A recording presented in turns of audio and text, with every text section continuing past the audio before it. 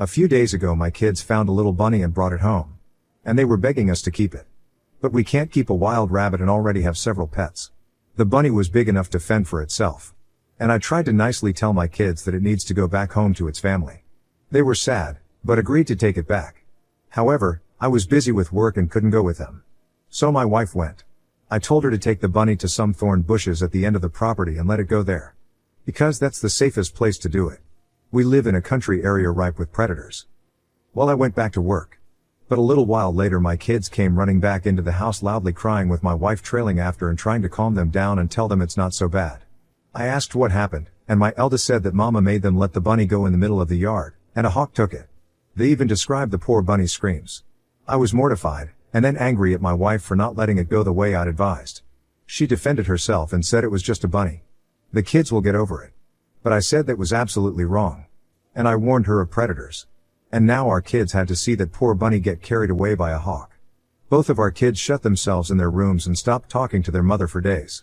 And when she tries to talk to them they call her the bunny K-Yer. I have tried to mediate.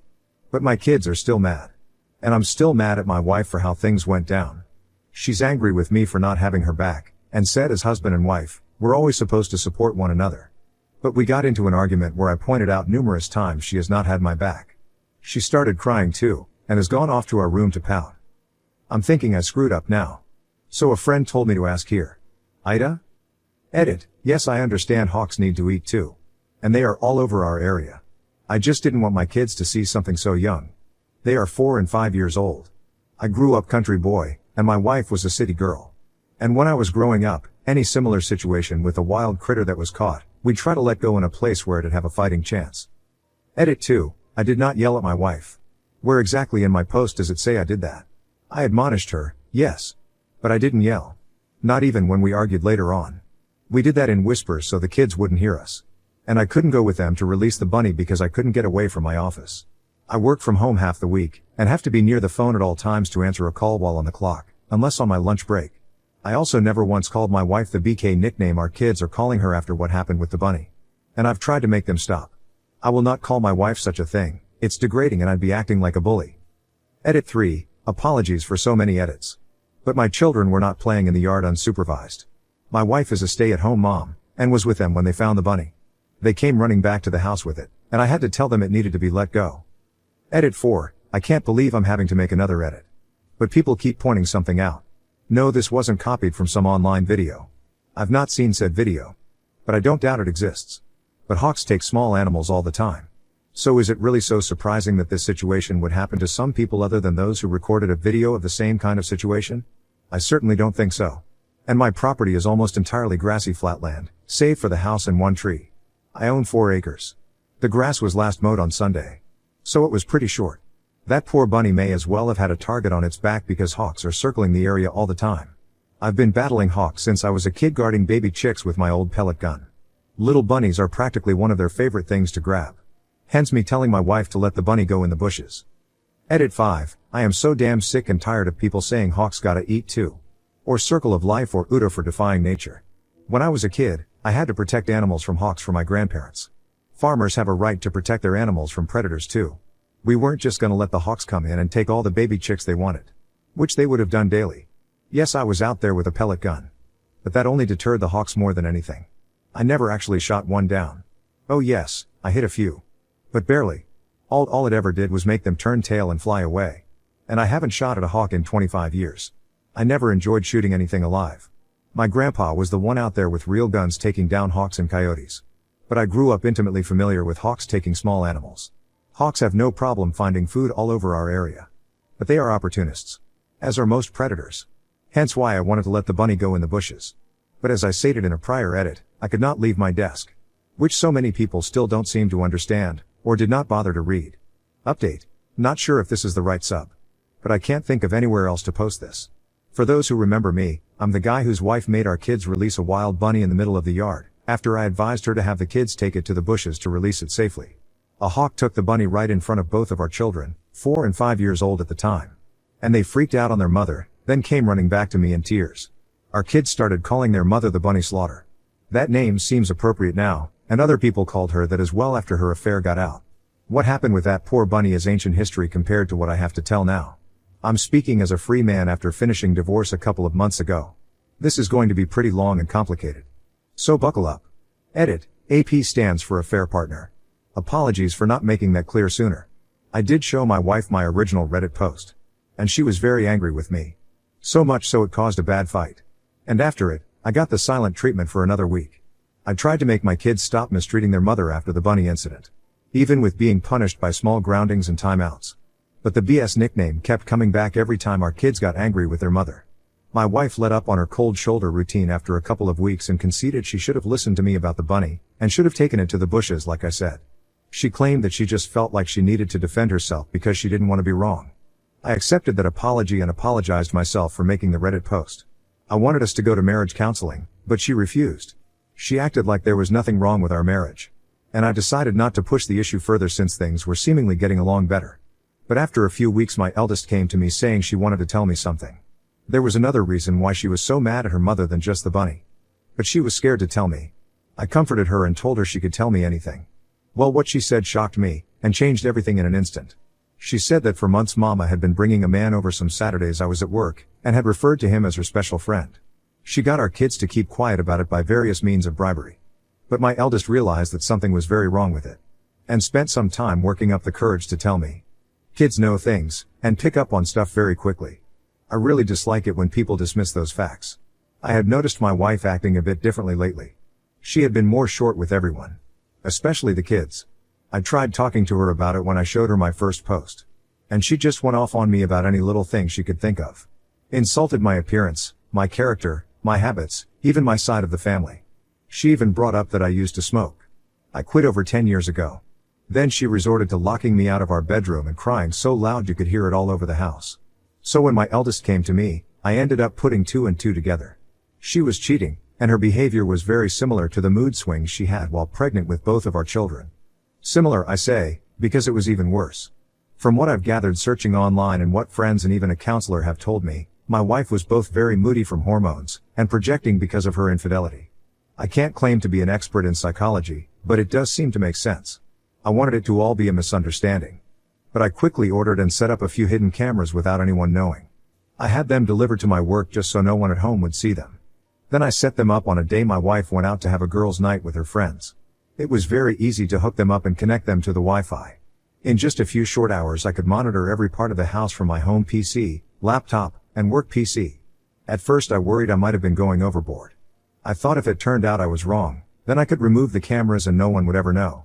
But no, my worst fears were confirmed as I got plenty of evidence in just the first week. The man my wife has taken as an AP is a former colleague of hers. I remembered him quite well as they seemed close with my wife whenever I met him at various functions. My wife quit her job years ago to be a full-time mom after getting pregnant with our first. It was a mutual decision for us both at the time. My wife stayed connected with her former coworkers as they were her best friends. But not anymore. What I'm about to tell you has pretty much made her hated by everyone. Firstly, the AP is younger than my wife by about a decade. She mentored him at her former job to fill her position when she left. And the two of them stayed close. Very close. My wife and I are both over 40, but you wouldn't know it from looking at her. She's positively stunning. She got mistaken for someone in their 20s quite a lot. And I guess she capitalized on that. I ended up confiding to my sister about what was going on, and showed her the footage from the nanny cams. She told me she'd suspected for a while. And said she'd seen my wife once at a local bar getting a bit too close with a man that wasn't me. But they never kissed or anything while she was watching. Just lots of touching on the shoulders and lower back. And since she wasn't sure, she didn't tell me sooner. I ended up ordering a GPS tracker as well. And after I got it working, I hid it in the trunk of my wife's car. My sister and her husband agreed to help me, and follow the tracker on my wife's next supposed night out with friends. She went to a completely different place 20 miles further away than where she usually goes. And from there she met up with AP. My sister and brother-in-law observed them for some time from their car. And noticed AP kept rubbing her belly while they were talking. And they recorded video of this too. When I saw the footage I knew she had to be pregnant with his baby since she was so moody at home. My sister and Bill had to calm me down because I turned into a complete mess. I wanted to self-medicate with alcohol, but my sister very correctly told me that drinking the worst thing I could do at the moment. Later I decided to take a leave from work, but told my wife I was actually going to be on a business trip. She couldn't have been more excited about it, and didn't try very hard to hide her glee that I'd be leaving for a while. Who is this woman? She's certainly not the one I married almost 20 years ago, right? Did someone who looks exactly like her just take her place one day? Is she an alien from the pod people? Did I ever really know her? The more I thought about it, the less it made sense to me. So my end conclusion was that trying to make sense of anything wouldn't do me any good. I had cameras all over the house. And my sister and brother-in-law agreed to take my kids for a few days because they love visiting auntie and uncle in the city. This gave my wife the exact opening she wanted. She called AP only a few hours after I left, and he showed up that evening to spend the night. I won't go into any detail about what they did around the house. You can fill in those details yourselves. But on top of all that, they were joking about me continuously. They openly talked about their baby, and how they needed to figure out what to do before her belly starts to show, as she was already over 3 months along by then, and there was no way it could be passed off as mine. AP is a different race from me. So it'd be pretty easy to tell the baby wouldn't be mine from birth. My wife brushed AP's concerns aside and said that they had months to figure it out. Then she shamelessly admitted this wasn't even her first affair, as she'd slept with another man when she was 29. She told AP she was sick of having to act like the good housewife, and was tired of being around a boring man like myself that made her feel old. And if it wasn't for me being so financially stable, she'd have left me long ago. Even her AP asked her about what her plan is with our kids. Her exact words were, "He can have them." She didn't even want to be around our kids anymore because she thought they liked me better. And she'd soon be having her do-over baby anyway. I very nearly threw the laptop on the floor in my motel room because I was so disgusted. But I contained myself, drank a few beers from a 6-pack, got some dinner at a diner, then watched a movie. After that I spent half the night just laying in bed and thinking till I finally fell asleep. I thought I knew my wife so well. I loved her and would have given her all I had to give. But in the end some people are just evil. And you can never really know who they are till they reveal their true self. I made up my mind right then to destroy her in a divorce. I'm normally a very kind and calm man. But get me angry enough, and I can become your worst nightmare. I went to see a law firm for divorce lawyers the very next day, and asked for the meanest lawyer they had. I live in an at-fault state. So my wife was screwed the moment I had her affair on camera. The lawyer was initially apprehensive that I wanted to hire him so quickly, until I explained my situation in more detail. And I even showed him some of the video footage. That's when he got a devilish grin and we shook hands. He said he'd start right away because this was the kind of case divorce lawyers love to dig their teeth into. I had my wife served a few weeks later on a day I was working from home, and the kids were in school. The eldest in kindergarten, and the youngest in preschool. The papers were delivered right to my wife's hands by the local sheriff. The cameras caught it all. She looked scared while she opened the envelope, read the contents, and then lost her mind. She came running into my office to scream at me. But I remained cool and calm the whole time. I was already completely mentally checked out of our marriage. My wife wanted to argue. I just told her I'd made up my mind. And I wanted her out of my house. I'm the only one who's ever paid into the mortgage. She screamed at me that I can't do this to her. And then actually threatened to tell people I'd beat her if I take her to court, and get me fired from my job to boot. I told her to go right ahead and make up any lie she wants. It won't help her. It's not like she wasn't planning on screwing me over since she's pregnant with her AP's baby anyway. She went wide-eyed and asked me how much I knew. I just said I knew enough, and told her once again that I wanted her to leave. She refused and said it was as much her house as it was mine. Then locked herself in the bedroom again. I saw on the bedroom cameras her having a meltdown, and then pulling out her phone and calling police. She was acting like she was in complete panic, but there was a huge smile on her face while she was doing it. She was quite the actress. I'd have believed that performance over the phone in a heartbeat if I didn't already know she was a liar. I waited for police with the front door wide open and told them to come right in when they arrived. They were initially hot-blooded and ready for a showdown. But the house was clean and there were no signs of any sort of fight. My wife came running out of the bedroom and grabbed the vest of one of the officers while crying and saying I was a maniac. I asked one of the other officers to let me show them evidence of what was really going on, and he agreed. Which really startled my wife as she was not aware that I'd recorded her. I showed the officer the footage from the cameras on a laptop of my wife saying she'd make stuff up to ruin my life. And then the footage from the living room after she ran out of my office and into the master bedroom down the hall. And then the footage from the camera in the bedroom of her calling the police and lying. I'd recorded it all, and from multiple angles no less. And even though she claimed to the police I'd hit her, there was not only no marks on her, but the cameras all around the house showed a completely different story. Then I handed the police a thumb drive and said it had all the video footage they needed of her calling them under false pretenses. My wife, even in the face of all this, stuck to her lie of saying I was an abuser, and even tried to say the recordings were illegal, and therefore inadmissible. But I pointed out they are legal because they were security cameras inside of my own home, and not recorded in public. My wife looked to the police and told them to do something, to which they did. She was the one put in handcuffs. And she started bawling like a child. I could only sit there shaking my head. This was once the woman I'd loved for so many years. I thought she was a wonderful, intelligent and endearing person. I couldn't have been more wrong. As the police took her away, she screamed that they couldn't do this to her. But didn't fight back much, otherwise resisting arrest would have been added to her charges. I then shut down all her credit cards that were in my name, and stopped any future payments into the joint bank account. So she had to use entirely her own money to bail herself out of jail. She'd saved plenty all those years she was still working while the mortgage was only on me. So she was anything but broke. She came back for her car, which I'd taken the liberty of packing a few of her suitcases full of her clothes and some other things, and left the key on the seat. So she wasn't even able to come back into the house. My wife's parents did come to speak to me a day after she bailed herself out of jail. Initially they only had the backwards story she told them, which was basically the same thing she tried to tell police. Her father especially was ready to attack me. Old as he is, he's big and strong. But when I asked him if he knew anything about my wife's affair, or her pregnancy, he looked very surprised and gave me the chance to explain myself. I pulled out the laptop again to show my in-laws what I'd recorded. When they found out the truth, they were disgusted and said that they couldn't believe this person was their daughter. They apologized to me and said they'd keep in touch to help out with my kids. Then they called my wife on speaker right in front of me and confronted her about her lies. She tried to double down, till they said they were with my right then and saw the recordings. They knew everything, and wanted her out of their house immediately. She tried to backpedal, but my in-laws said they did not raise her to be a selfish adulterous tramp that would try to frame her own husband. And she was no longer their daughter. They disowned her over the phone right then and there. And then hung up before my wife could say anything else. She tried to call back. But they ignored her every attempt. And when they got home, not only was she gone, but she destroyed several things around their house. Which my mother-in-law was in tears about.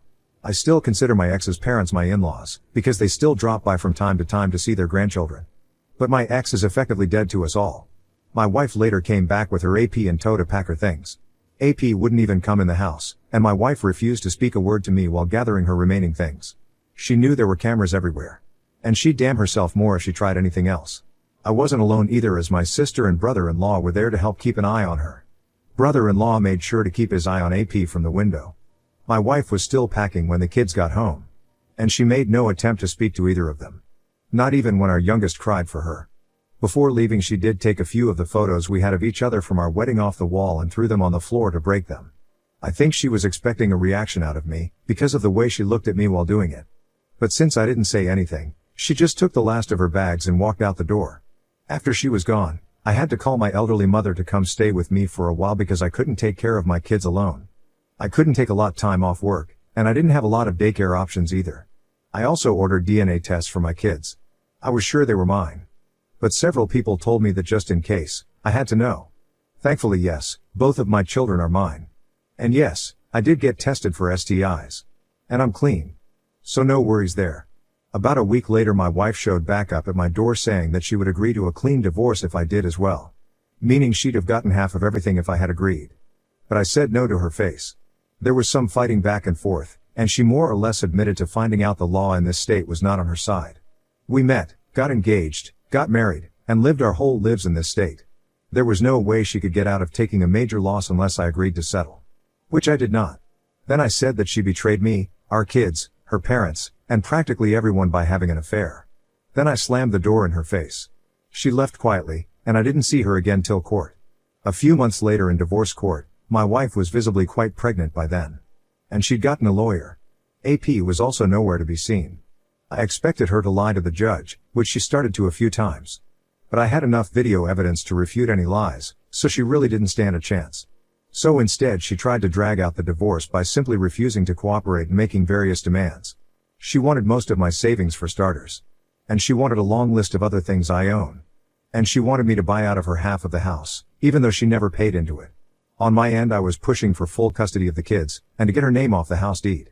I had the video evidence to back up how she said she didn't really care for our children anymore too, and how she said she would make up lies. My wife tried to stall, and repeatedly change her demands. But the judge didn't let her keep dragging things out. This being an at-fault state meant that she was entitled to very little since she was the adulterer. And her attempting to frame me only made her case even worse. In the end she lost all custody of our kids, and walked away with nothing more than her belongings, what could be considered a fair financial settlement considering the circumstances, and the car I'd previously bought for her. The title was in my name, but I signed it over without a care as part of the settlement. She'd made no attempts to even speak to our kids during the entire divorce anyway. So I got full custody, the house is entirely mine now, and I'm completely free of her. My now ex-wife did try to keep up with her lies about me to others before and during the divorce. But my sister spread word around of my wife's infidelity, and soon all mutual friends cut her off when they realized who was telling the truth. She and her AP left town together after the divorce ended. I heard AP wasn't fired, but he was transferred. Where? I don't know. But I do know my ex had to go with him. They could have transferred him and my ex to freeze in Greenland for all I care. I'm just happy they've both left. My ex should have had her do-over baby by now. And I hope it was worth it to her. This is not what I thought I'd be posting to Reddit after just talking about my wife releasing a bunny where a hawk could get it.